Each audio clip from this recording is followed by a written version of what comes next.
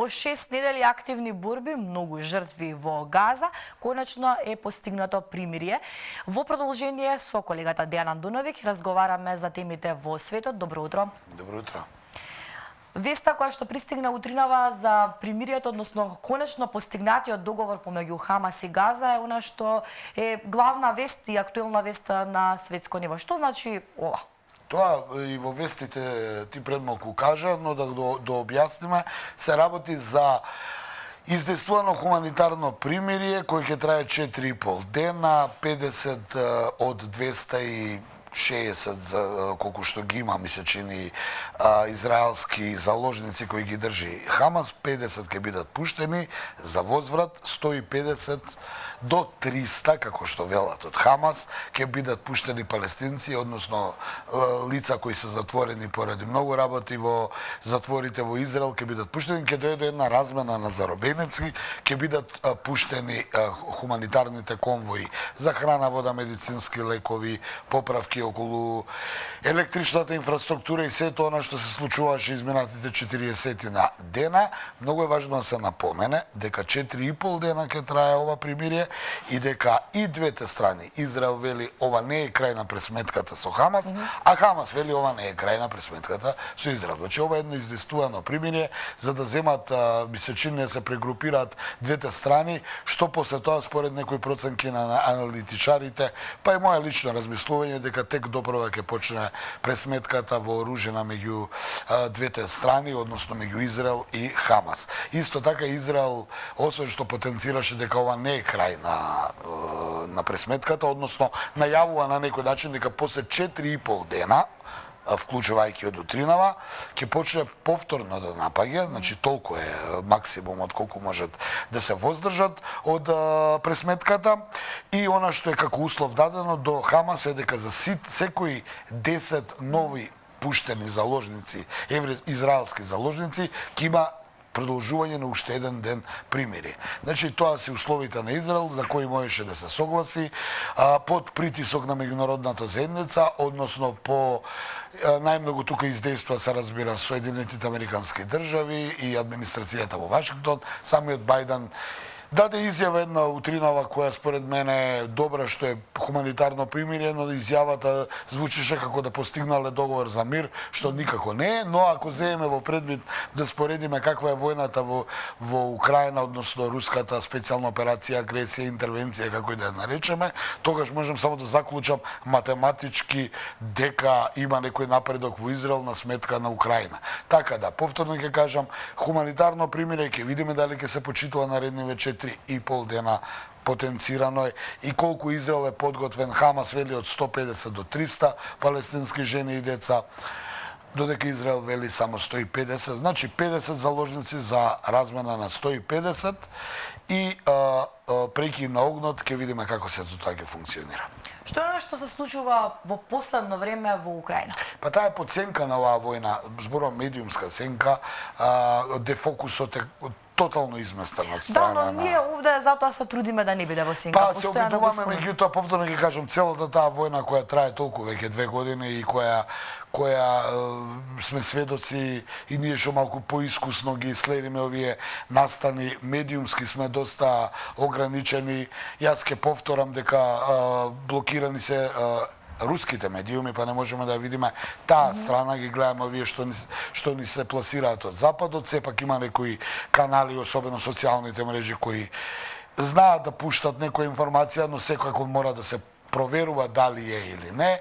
Значи, војната таму трае, русите, не само што пропадна украинската контраофанзива, која беше надалеко и нагласно најавувана пред да почне војната во Газа, туку сега, според последните информации, украинските трупи се погласно бараат повлекување, наредба за повлекување од одредени позиции кај Авдеевка пред се, каде што русите се обидуваат да го освојат тој дел и целосно да го ослободат на некој начин Донбаскиот регион. Се разбира, тоа се само информации кои можеме да ги видиме од овие нашите колеги кои ги следат тие работи пласирани меѓу западните, но и меѓу некои од проруските и руските источни, да кажеме, медиуми.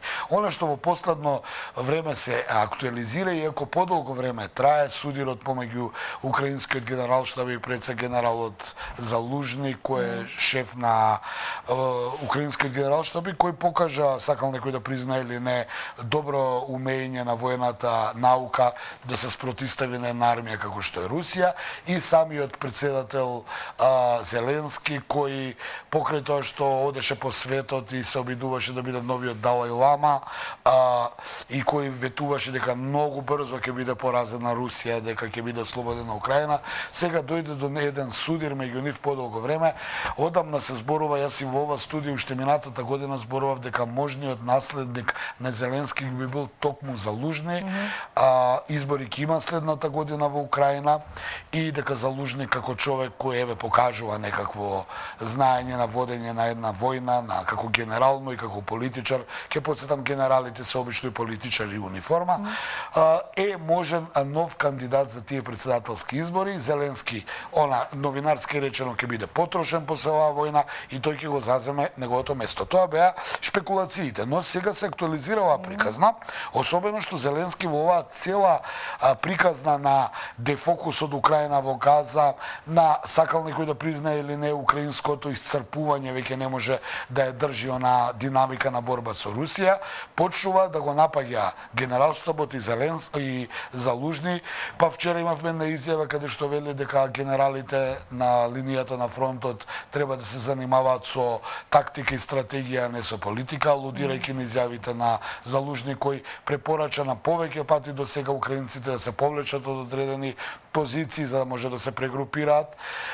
И судирот трае дотамо да почна да има шпекулации дека Зеленски планира следната година, кога ќе бидат председателските избори, да ги одложи поради војната, иако тоа не беше првично најавено, а се смета дека една од причините е токму неговото лошо котирање внатре во украинскиот естаблишмент. Се разбира, ова се информации од медиуми и украински и западни, но и руски, каде што Зеленски очигледно е во неизвестност дали ќе добие евентуално подршка за нов председателски мандат.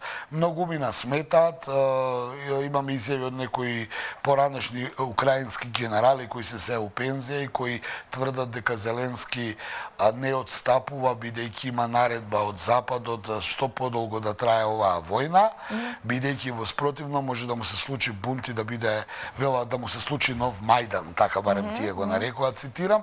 Така да, ми се чини дека има еден судир во...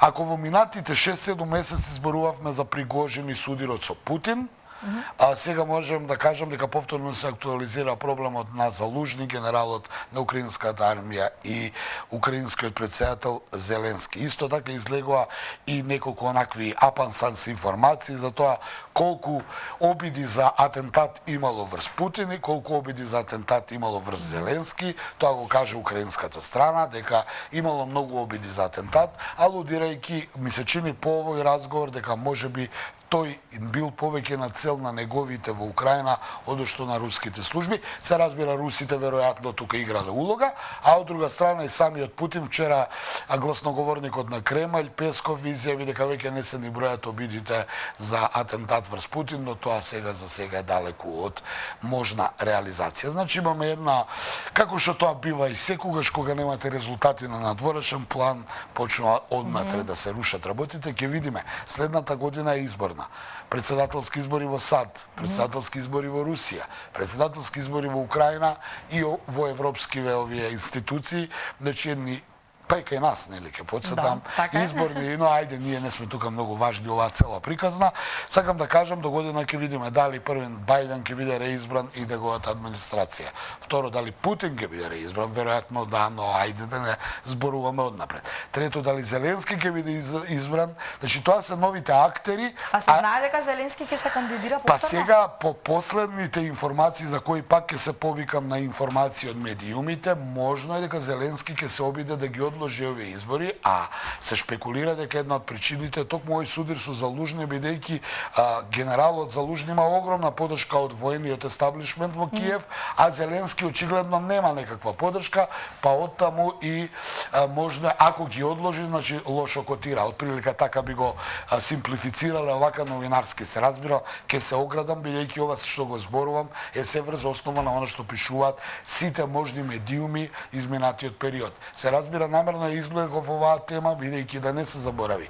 Примирие во Газа има, таа ќе трае само 4,5 дена и веројатно после тоа ќе има уште поголема пресметка, а од друга страна руско-украинската војна која трае повеќе од 2 години, ни М од мир нема, ни примирие, ни хуманитарно примирие, ни ништо од сето тоа, и да не се случи со украинската војна која трае, да се заборави одеднаш како што тоа во светот се заборави што се случи со пандемијата и нели толку многу брзо живееме да веќе забораваме што ни се случило вчера, а тоа од вчера се уште трае и кога ќе го занемариш, може како бумеранг да ти се врати.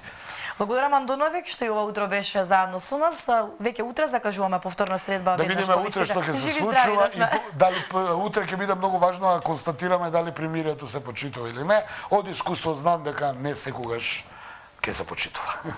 Се гледаме утре секако веднаш по вестите, а ние продолжуваме со содржините и понатаму кои што ги подготвивме.